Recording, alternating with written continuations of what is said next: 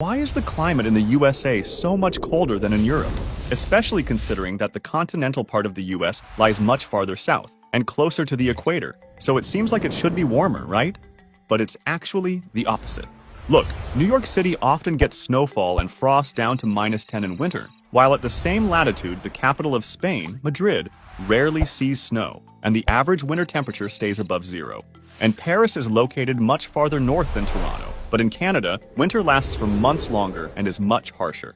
The reason lies in the Gulf Stream, a powerful warm ocean current that starts in the Caribbean Sea, passes through the Gulf of Mexico, where the water heats up to 28 degrees, then flows along the eastern coast of the United States and rushes northeast across the Atlantic, carrying vast amounts of warm water all the way to Europe. There, it warms the air, and the westerly winds spread that heat across Europe, making the climate much milder. That's why even Norway, which is at the same latitude as Alaska, has a mild winter, and its coastline remains ice-free. But in the US, it's the opposite. Along the western coast runs the cold California Current, which brings cool temperatures to the western states even in summer. Meanwhile, far to the east, over Siberia, huge masses of cold air build up in winter, feeding the Arctic air and intensifying the polar chill. Then this cold air moves south toward Canada and sweeps down into the central and eastern states, bringing severe cold, blizzards, and sudden temperature drops.